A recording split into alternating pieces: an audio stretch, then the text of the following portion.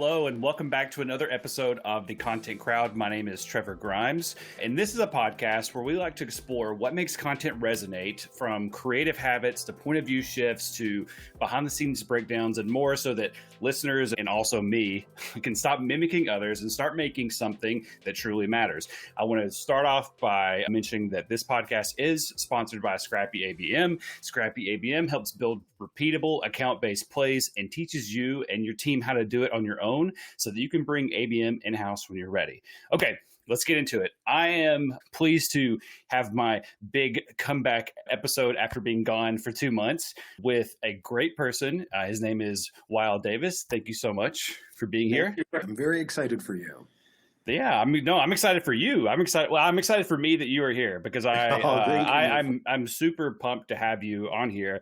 This is my first time actually like chatting with you face to face. We've talked a few times on TikTok, but basically you came across my For You page on TikTok, and you were talking about content creation some way, and I was just like, I want to keep hearing more from him. So I'm like, I want to have him on a podcast. I want to do that. So really, you came across my For You page, and whatever you said, I thought was so cool. And so I actually know exactly. I know the video that you're talking about. So thank you. I appreciate that. Thank you. Yeah, I'm glad we connected. Honored to be here.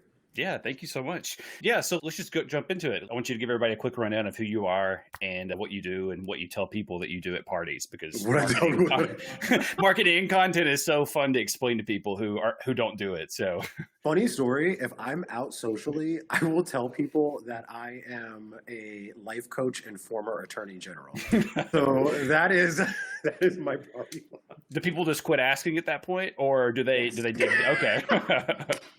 Because you know what? I find a lot of people, when they're out of work mode, they sometimes tend to shy. Anyway, my name is Wael Davis. I've been working in the social media and digital landscape for, 12, 13 years now. I started my career working in fashion. I call it my first big boy job was with Donna Karan International, while it was still under the LVMH umbrella. From there on, Perry Ellis, Steve Madden, had some really great experiences. And then over the last, I'd say 3 to 4 years, I've moved more into B2B.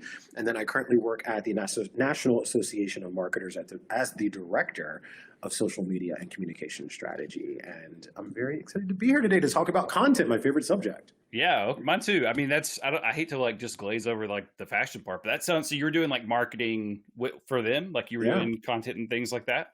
Yes, I was an early adapter to the working in the social space as a career. Mm-hmm. I always tell right place, right time, right? And I knew very early on, I actually wanted to be a journalist. I wanted to be a writer. And that could still be a very lucrative career. But I just knew that a shift was going to happen. And I knew that social media was going to revolutionize the way that we communicated with each other. And I was right. So I'm happy I made the pivot. It's a really exciting space to be in. I mean, having either creating a following or doing something on social, I mean, it kind of makes you a journalist. You kind of get to be a self-made journalist in a way, right? You can kind of just pick a topic you want to talk about and become a journalist on that thing. So whether it's fashion or movies, or for example, I just realized I was cleaning out my inbox and realized that I'm subscribed to something called Bug of the Week, which it just talks about literally bugs. I thought it was is this an accidental coding thing that I signed up for? And I'm looking, no, it's literally about bugs.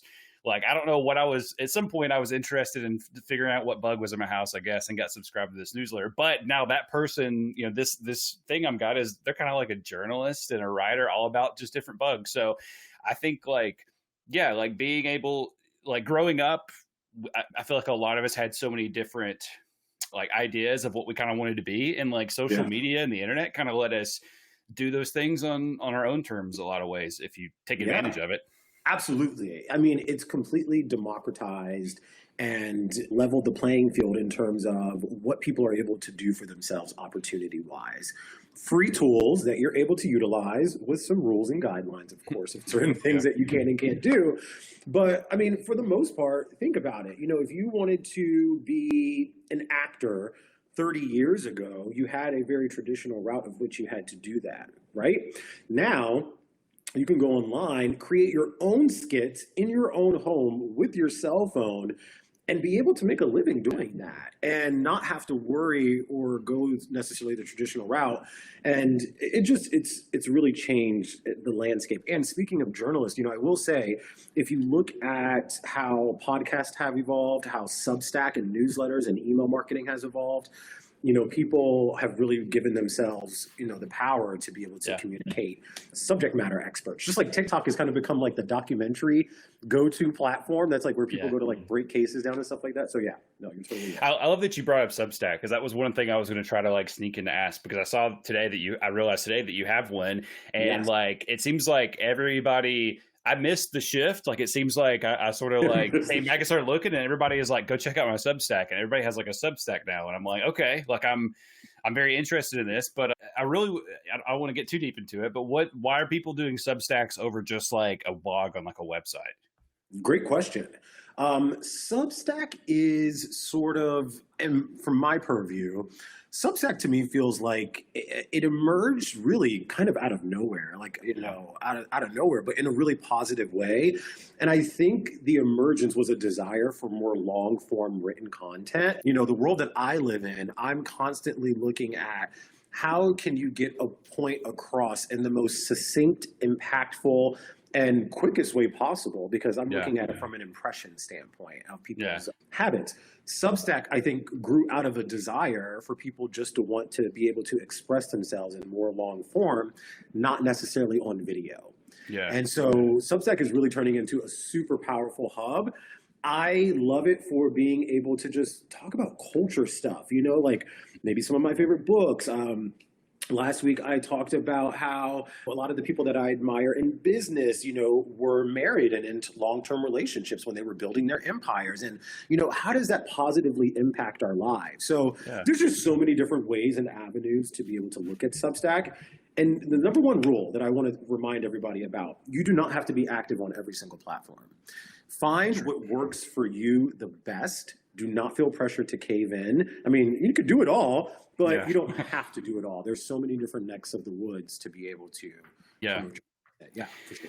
It's so tempting, though. It's so, it's so much fun to be like, oh, I should start a Substack talking about. But then it's kind of like like you said, there's like that desire to do something and talk about something.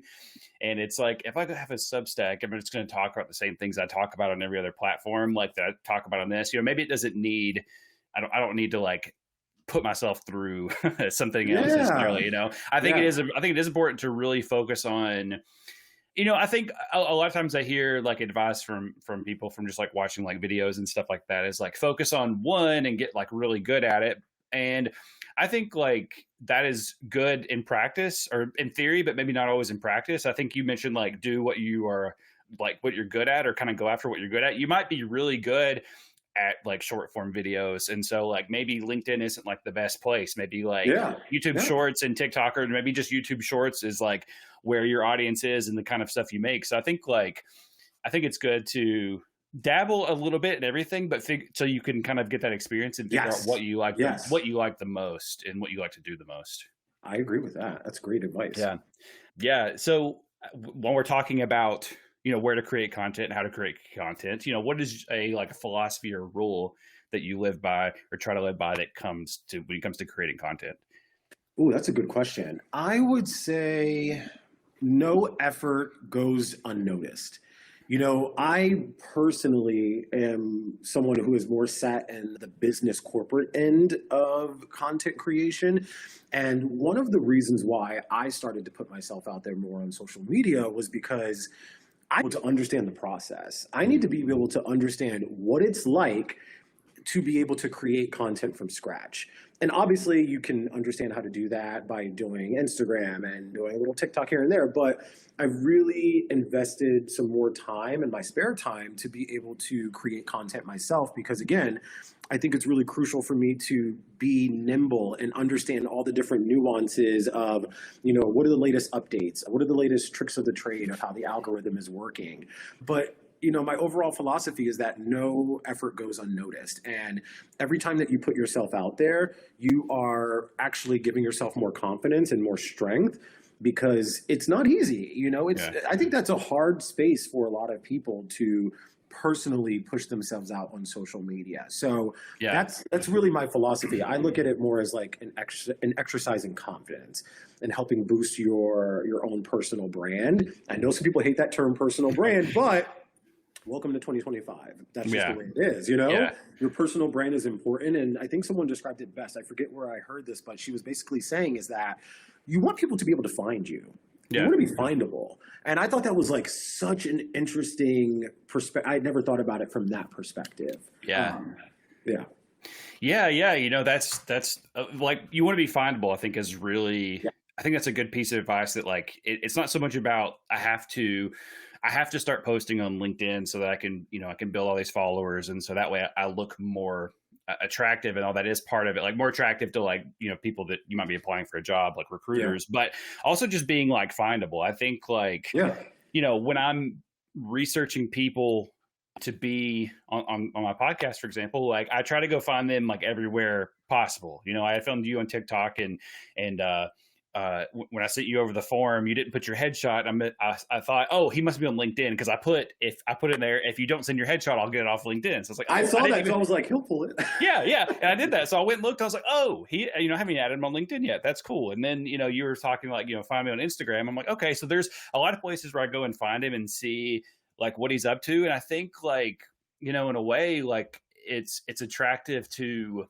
be able to like, in a healthy way, sort of form a relationship with somebody just from being able to find them from the content they create. And like, you know, I was going through your TikTok videos earlier today, like just to make sure that I just felt very familiar with you and everything. And it's like, hey, oh, there's a lot of things that I hadn't seen. And you're talking about a lot of different things. And it's like really cool. Like you're talking about movies and like all kinds of other stuff. And I've been locked into, you know, you're mostly creating like B2B content, or just like not inspirational content for other creators. And your Substack is about clickbait. And then I was going through that, and I was like, there's all kinds of other things on there that are really cool. So, and then you talk about, you know, like the things you talk about on your Substack, like people that are married, like there's just a lot of cool things that you find out. And it just makes you feel like, I don't know, more connected in a way that I think a lot of people miss out on, because we're trying so hard to be something and we're looking for certain types of people. And it's like, no way, people are like way more interesting and way more, you know, thoughtful and full of depth if they're putting those things out there for others to find. So well said. You got like the little sparks going off in my brain when you're saying that. I love that you said that. And you're absolutely correct. We are all such multifaceted individuals. Nobody is the same person 24 hours a day. Nobody's interested in just one thing 24 hours a day, especially in our modern age, right? We all are interested in different types of music and movies and arts and activities, ping pong, kickball, volleyball, you know, whatever it may be. And I think social media is so fun and powerful because it gives us the ability to be able to express all those different facets of ourselves in different mediums. And that's why, like, one day I'm posting about the, you know, my love of the Chili's triple dipper. And then the next I'm posting about getting my wisdom teeth out. All four, by the way, all four. How far are you into recovery now? How long ago was it? Week 3. I'm on week 3. So no straws yet, right? You're still no straw. I have not gone back to straws yet. Okay. But it's, you know, it's like you get to post, you know, why not? It's fun. It's lighthearted. I'm very much a firm believer in that social media should be fun. I just really believe that. Yeah. So I'm gonna throw something, hopefully not a curveball at you, but like I think we can both agree, or we can land on some agreements that like content creation or putting yourself out there and creating a lot of content is maybe not for everybody. Like maybe there's you know, you should enjoy it, or you should have, you know, you can definitely like learn it and make yourself do it. But how do you, and maybe you don't have an answer, maybe we just leave it for everybody else to ponder after this episode, but how do you, if you're a person who maybe doesn't enjoy creating content yet, or they don't feel like it's a passion on top of all their other things, how do you suggest somebody puts themselves out there? Maybe they have a desire to put themselves out there, but like the creation part, or like getting on getting on like social media is like unenjoyable. How do we like overcome that so we can still share, you know, our stuff with the world or with others and feel connected without being like feeling like content creation is a chore? Totally. You know, I think the first thing is really having some honest conversations with yourself about what do you actually want out of it? Because your intention is going to set what comes out on the other end. So if your intention is clear when you go into it, I'm committing to doing X and X amount of postings a week, or X and X amount of postings a month. I think you want to approach it somewhat strategically, because if you approach it strategically, I think it'll be a little bit more manageable for you. Yeah. I do think there is a time and a place, and for some people it actually works just to be completely off the cuff, and just, live in life. And that definitely works for some people, and that's fine as well. Whatever works best for you. But I think if you are a person who has been thinking about it and pondering about it, I think putting a plan in place, even if it's just like top line notes in the back of your head, write it in the notes on your iPhone or something like that. I really do think that helps with starting to come up with a more clearer picture of what you want out of it. And then the rest will really flow. But I think you got to just figure out, what exactly do you want? Are you looking to promote yourself? Are you looking to promote your business? Are you looking to grow your following, to strengthen your career? What do you want out of it? And I think when you approach it with that mindset, I think it'll feel more rewarding. Yeah, no, that's a super good answer. And I think that's kind of what I did with this in a accidental way, but I started getting more strategic about like creating a podcast. So one of the things that I've always wanted to do is, I'm going to put this in quotes, but like own or run a media company. Now, what that means can be a lot of different things, but like I imagine like working with people who create podcasts and YouTube videos and things like that, and helping them do what I'm doing here. And I've like wrestled with it for years. It's like, you kind of just have to like start, but where do you start? And it's like, you do a lot of research up front, and you spend all this time videoing and editing and all these things, and it's a hard place to start. But that's not thinking like strategically about it. And I'm super thankful for my friend and coworker Joseph, who he just said, if anybody wants to start a podcast, like, let me know. And I was like, I just don't know I've started them and stopped them, and I've spent so much time and effort trying to get on other people's podcasts to try and like amplify my voice. And he was like, he's like, you could just do a live show on LinkedIn once a week. All you have to do is just show up and talk, and just let it live there, and don't put it anywhere else, and you've got a podcast. And then I was like, okay.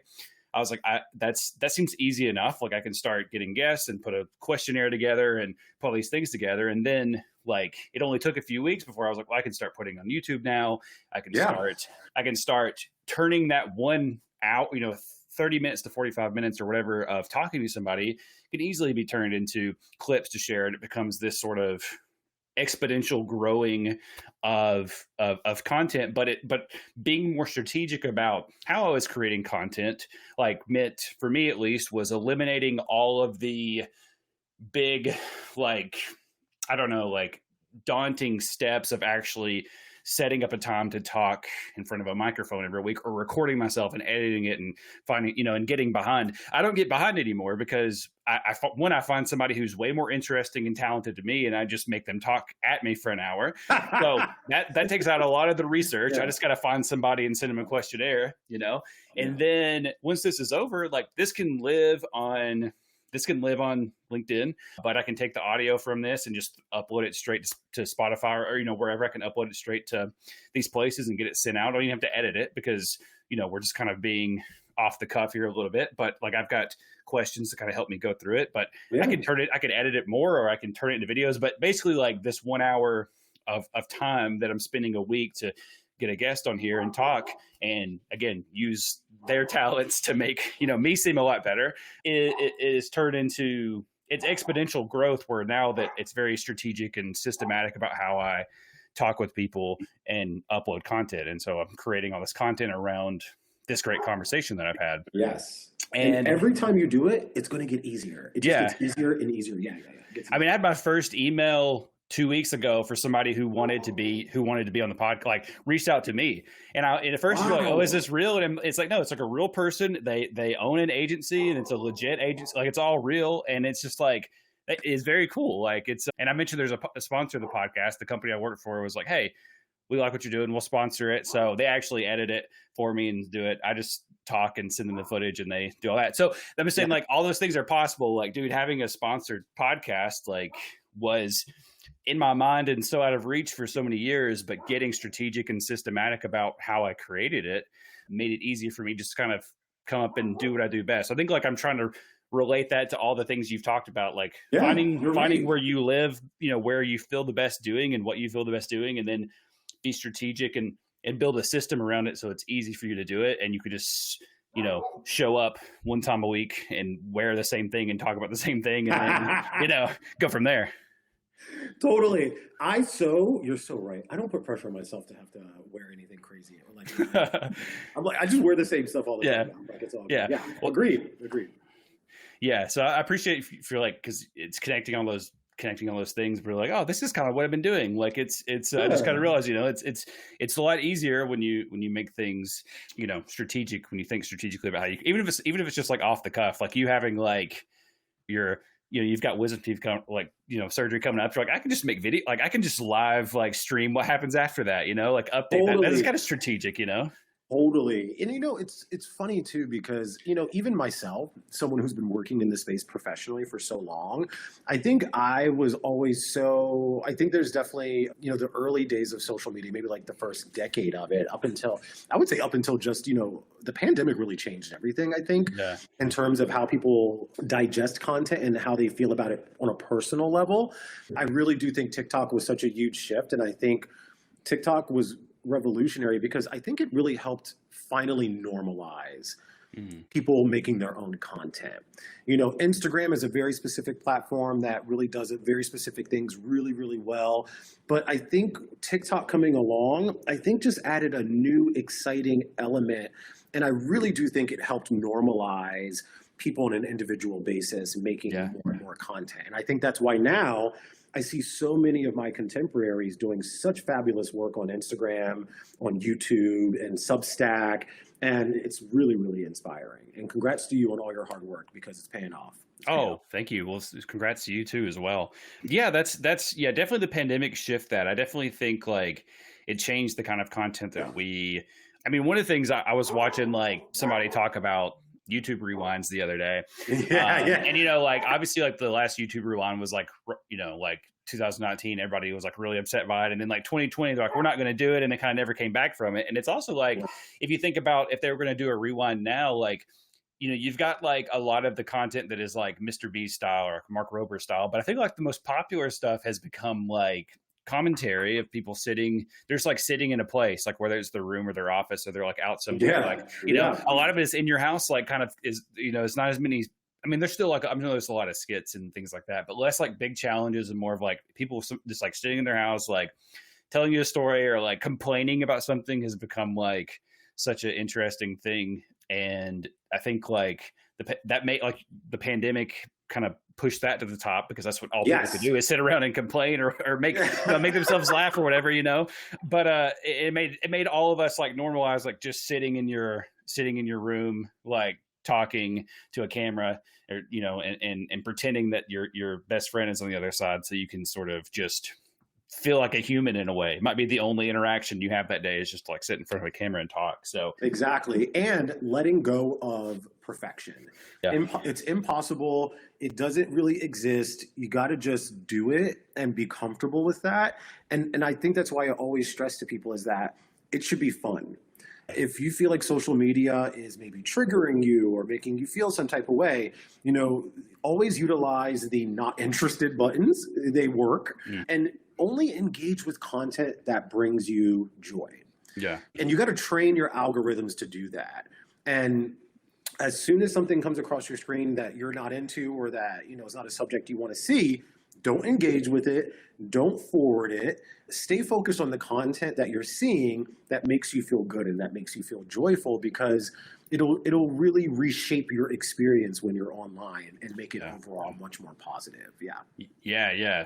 That's a great. If nobody leaves with anything else, I want them to like listen to that, because I think that's like super important. Of like, if you're going to spend your precious time scrolling. Like, at least make it Yeah. like enjoyable, like learning something or Yes. laughing or meeting somebody that you'd be interested in having a real conversation with. Like, 100%, 100%. Use it to better yourself, and that goes with anything in life. I mean, I think of it like in the same way movies, right? Like I particularly can't watch horror movies because I'm too squeamish, and I'll literally have nightmares. So I kind of steer away from horror movies. I kind of like, it's the same, nothing wrong with that. Yeah, and it's just kind of the same thing. Like curate it so that you can continue to get inspiration from it. Yeah. That's my best advice. Yeah, I like that. I like watching the same things over and over and over. So like, Me too. so that makes me feel better about my decision. Cool. I want to be thoughtful of your time. So I'll ask the final question that I ask everybody. It's the big one. Let's hear it. Is what's one hill? Sorry, one hill. What is one hill that you will die on when it comes to content? There's no such thing as a flop. Number one, there's no such thing as a flop. Every time, again, I think I said this earlier, right? Every time you make an effort to do something or to put yourself out there or to step into the arena, you are giving yourself a chance and a new opportunity. And it's like one step in front of the other, like slowly but surely. I'll give you an example. It was about a year and a half, 2 years ago now. I had been featured in a magazine, and I went to go post about it on LinkedIn because I was so proud of the feature, and it's in print, and I had like a physical copy, and I couldn't go through with posting it on LinkedIn. I like deleted it, and I just thought to myself, I was like, but why? What was I afraid of in that? Why was I so hesitant to commend myself or to share an accomplishment with my peers or on a social network from someone who makes a living working in social media? The irony, right? Yeah. And my takeaway from that was I needed to have more confidence in myself, and I needed to have more confidence just in what I've accomplished and what I can do, and in the knowledge that I've, gotten over the years from experience. And, I think it was just a really big learning curve for me and a turning point where I really feel like there's no such thing as a flop. There's no such thing as a miss. I don't care if your views are 17, 20, 30, 40, under 100, whatever. It's like everything that you do is a step in the right direction and a step at giving yourself more confidence to do other things. And it can also help you out with really random things. I got to tell you, I never realized how much I said before I started recording content.